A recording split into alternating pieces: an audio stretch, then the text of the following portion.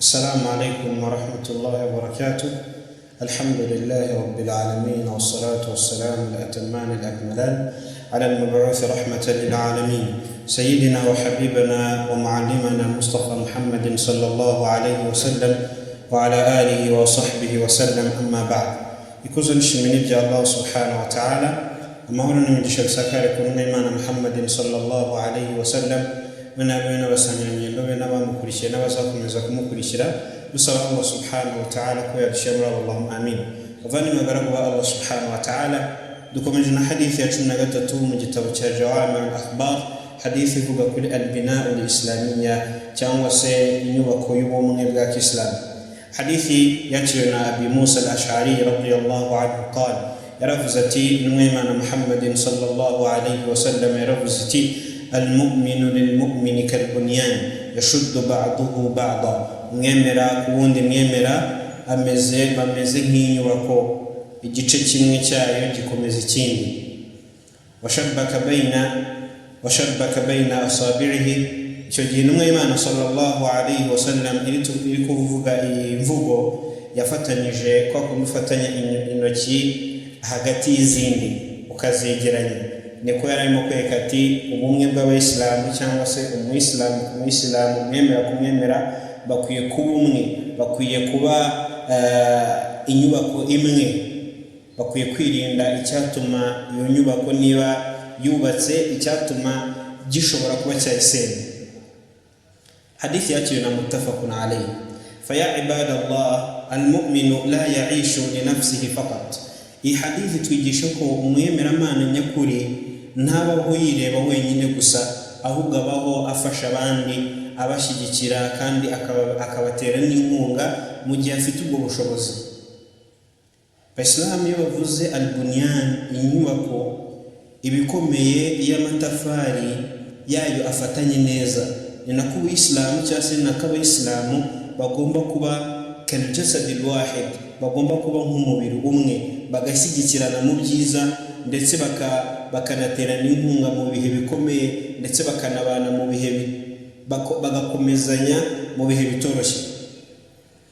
ukamenya niba umuvandimwe wawe arwaye tazuruhu ukamusura, umuvandimwe wawe niba akenye ta'inuhu ukamufasha, niba umuvandimwe wawe afite agahinda tusalihi ukagerageza kumuhumuriza, ndetse niba umuvandimwe wawe aguye mu makosa tunsahuhu bil hikma ukagerageza kumugira inama mu buryo bw'ubugenge.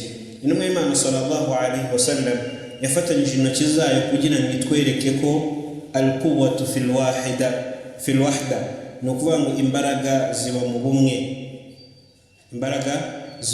bumwe, umuyisilamu nyawe w'Isilamu si wa wundi uvuga uti njyewe ndihagije, ahubwo ni wa wundi ugira umutima wo kuvuga ati akhi usaiduhu ansahuhu asaniduhu wala atrukuhu wahda. muvandimwe wanjye nzamufasha, muvandimwe wanjye nzamugira inama, muvandimwe wanjye nzamushyigikira, muvandimwe wanjye sinzigera mutererana. falidhalik tumenye ngo al-mu'min, umwemeramana kuri mugenzi we ni inyubako imwe.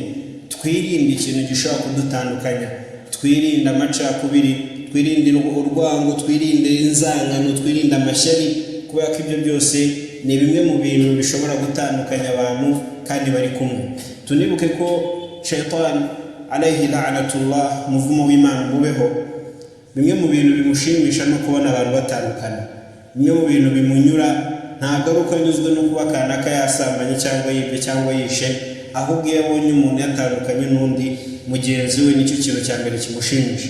twirinde rero ikintu cyose cyatuma dutandukana. Islam turi mu bihe bibi, turi mu bihe bya fitna, turi mu bihe bigoye cyane, tugomba kwirinda, tugasaba Allah subhanahu wa ta'ala akadukomeza kukuri, tugasaba Allah subhanahu wa ta'ala akadukomeza kuba umwe, akaturinda amacakubiri, akaturinda amashyari dushobora kujyana hagati yacu.